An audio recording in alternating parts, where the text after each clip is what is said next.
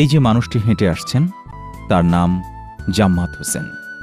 একদিন এক দুর্ঘটনায় পা হারিয়ে পঙ্গুত্বকে বরণ করে নেন। মুহূর্তেই উড়ে যায় স্বপ্ন আশার সুখ পাখি। এক ছেলে, এক মেয়ে আর স্ত্রীকে নিয়ে জাম্মাত পড়ে যান বিপাকে। বাঁচার আশায় ভিক্ষাবৃত্তি হয়ে ওঠে তার আয়ের অবলম্বন। এভাবেই চলতে চলতে একদিন একটি বাড়ি একটি খামার প্রকল্প খুলে দিল জাম্মাতের ভাগ্য দুয়ার। ভিক্ষাবৃত্তি ছেড়ে যুক্ত হলেন কর্মে। পুঁজি দিল একটি বাড়ি একটি খামার প্রকল্প। কিশোরগঞ্জ কেশবা ইউনাইটেড মডেল প্রাথমিক বিদ্যালয় মোড়ে আজ তার একটি মুদির দোকান হয়েছে। জীবনের মোড় ঘোরার নতুন স্বপ্ন দেখতে শুরু করেছেন জাম্মাত। জাম্মাত এখন নতুন পথের নতুন আলো খুঁজে পেয়েছেন।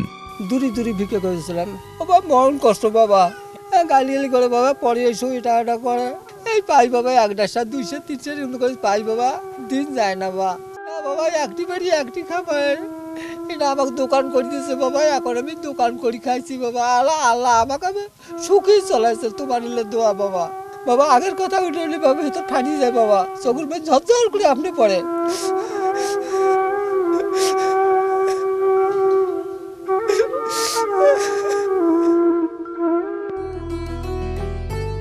শুধু জাম্মাত নন, ভাগ্য বদলের নতুন এ আলোর দেখা পেয়েছেন মমিনুল, বাচ্চানি বেওয়া, কালতি বেওয়া, চিনিবালা কিংবা রুস্তম আলীর মতো অনেক ভিক্ষুক।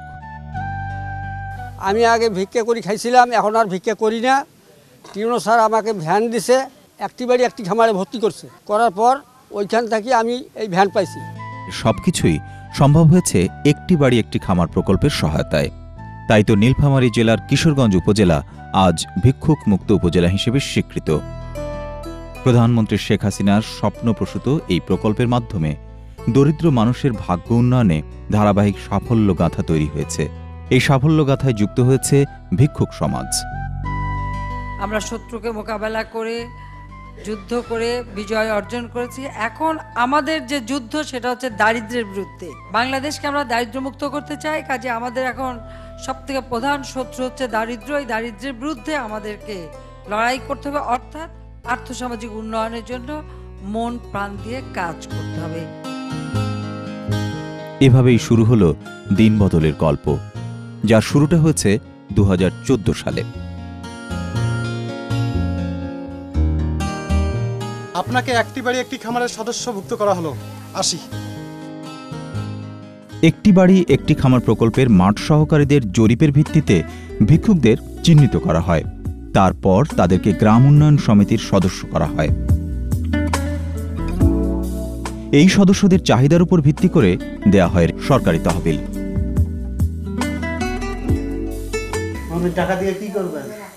ব্যবসা করব, ছাগল কিনবো আর ভিক্ষা করব না। সেই ঋণের টাকা দিয়ে তারা ক্ষুদ্র ব্যবসা করছেন।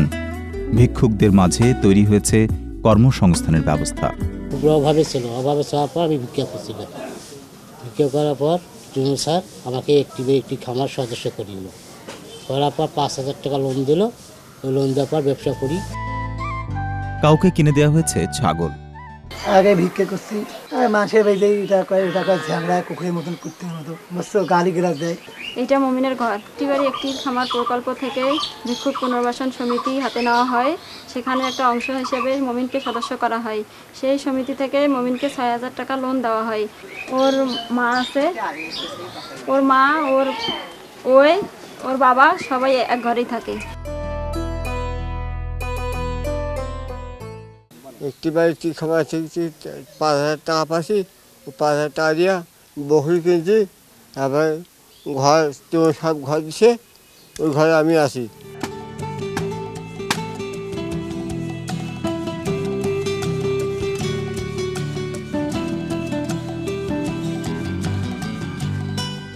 টাকা দিয়ে ছাগল কিনছি, গরু একটা কিনছি, পিঠার দোকান করছি।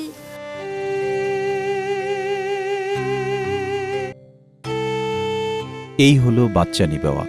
স্বামীর মৃত্যুর পর প্রতিবন্ধী শিশু কন্যাকে নিয়ে দুঃসহ জীবনের কাছে পরাজিত হয়ে অন্যের কাছে হাত পেতে দিন যাপন করতেন।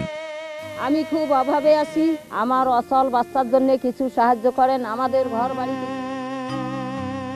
ঘর বলতে ছিল একচালা ছাউনি ঘেরা, তাও আবার অন্যের জমিতে অন্যের আশ্রয়ে। কিন্তু আজ তার ঘর হয়েছে, কর্মসংস্থানের ব্যবস্থাও হয়েছে।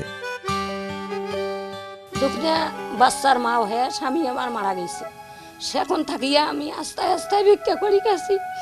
আমাকে কেউ জায়গা দেয় নাই, আমাকে কোনো লোক স্থায়ী দেয় নাই।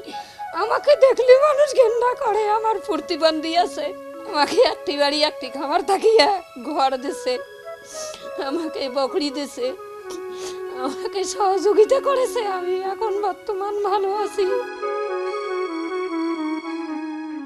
কিংবা চিনিবালার কথাই বলি, একটা সময় ছিল তার থাকার ঘর তো দূরের কথা, দিনের খাবারও জুটত না, কিন্তু এখন ঘর হয়েছে। এই এলা নিয়ে না ঘরটা পায় না, কষ্ট তো আনা গেছে, আগের মতন কষ্ট খুব টানছে। মাননীয় প্রধানমন্ত্রী শেখ হাসিনার নির্দেশনায় আশ্রয়ণ প্রকল্পের সহযোগিতায় একটি বাড়ি একটি খামার প্রকল্পের উদ্যোগে পুনর্বাসিত ভিক্ষুকদের মধ্য থেকে 10 জনকে ঘর বানিয়ে দেওয়া হয়েছে।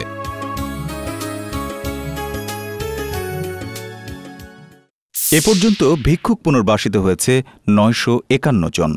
সমাজসেবা অধিদপ্তরের ভাতা, স্থানীয় তহবিলের সহায়তায় সঞ্চয়ের পরিমাণ প্রায় 23 লক্ষ টাকা। একটি বাড়ি একটি খামার প্রকল্প হতে বোনাস এবং ঘূর্ণায়মান তহবিল প্রায় 47 লক্ষ টাকা।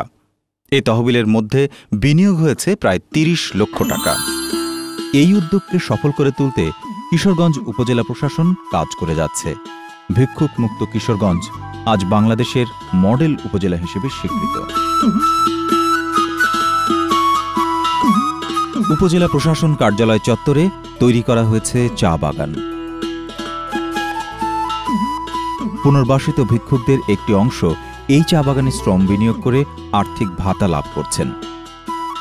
একটি বাড়ি একটি খামার আমাদেরকে সহযোগিতা করেছে। 14 বিঘা জমিতে আমরা চায়ের বাগান করেছি।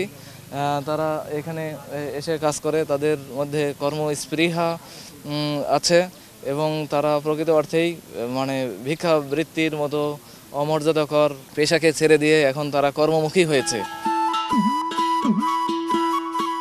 এতে করে পুনর্বাসিত ভিক্ষুকদের কাজেরও সংস্থান হয়েছে। 5000 করে দিছে, ছাগল দিছে, বাকি টাকা ফেলে দিছে, আর বাকি টাকা ওই দোকান খামার করি খাই। উপজেলার পুঁটিমারি ইউনিয়নের 3 নম্বর ওয়ার্ডে থাকা ভিক্ষুকদের কর্মসংস্থানের জন্য খাস জমিতে উপজেলা প্রশাসনের সহায়তায় একটি নার্সারি স্থাপন করা হয়েছে। কিশোরগঞ্জ নীলফামারী সড়কের পার্শ্বে অবস্থিত এই নার্সারির নামকরণ করা হয়েছে ভিক্ষুক মুক্ত কিশোরগঞ্জ নার্সারি।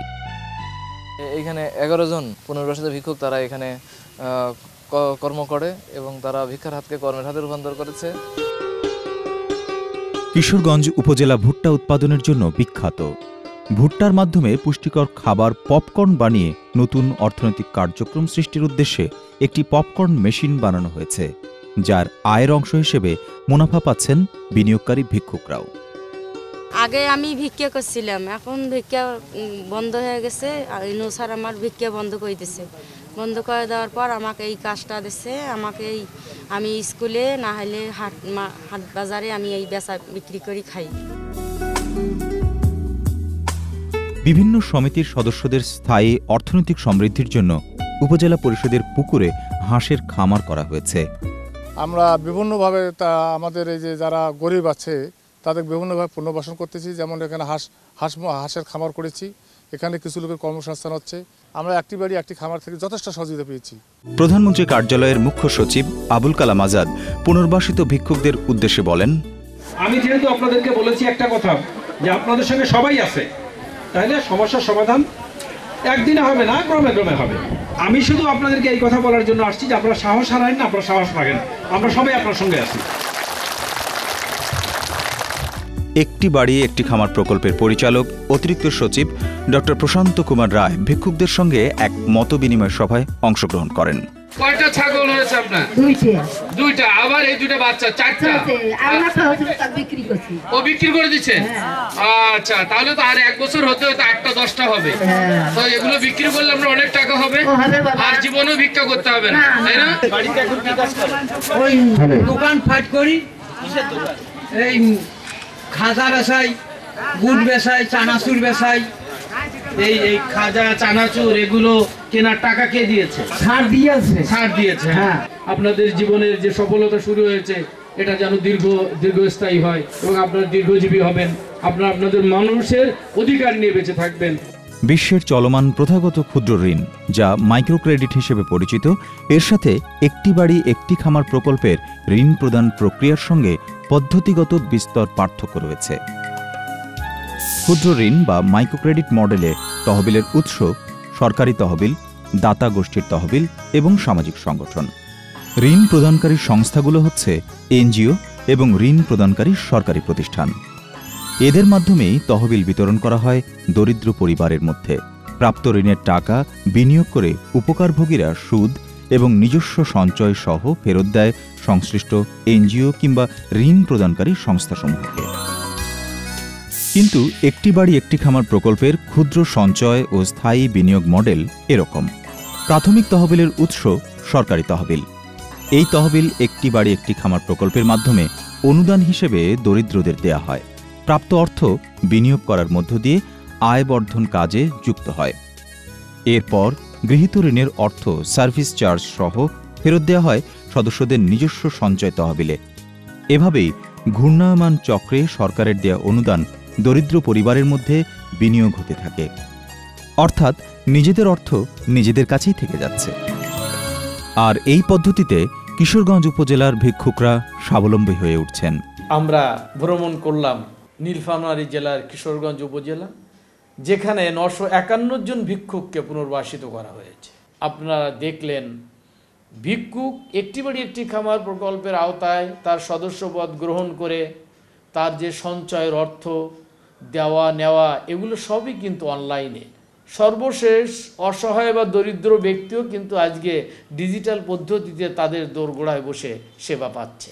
মাননীয় প্রধানমন্ত্রী নির্দেশ দিয়েছেন সারা দেশে এভাবে ভিক্ষুকদের পুনর্বাসন করা হোক, এবং আমরা সেই আকাঙ্ক্ষা নিয়ে যাত্রা শুরু করেছি। আমরা এই দারিদ্র্যপীড়িত অসহায় মানুষগুলোকে সমাজের উন্নয়নের মূল স্রোতধারায় তুলে নিয়ে আসব, এবং এটাই বর্তমান সরকারের এবং মাননীয় প্রধানমন্ত্রীর অঙ্গীকার, এবং সে আশাতেই আমরা পথ চলছি। আশা করছি আমরা সে পরিপূর্ণ মাত্রায় সেই লক্ষ্য অর্জনে সক্ষম হব। তোমরা প্রাণ খুলিয়া আসো, তোমরা প্রাণ খুলিয়া আসো। দিন বদলের ডাক আইলো, সুখের জীবন দরকার। দুঃখ এবার দূর করিতে পাশে আছে সরকার। আহা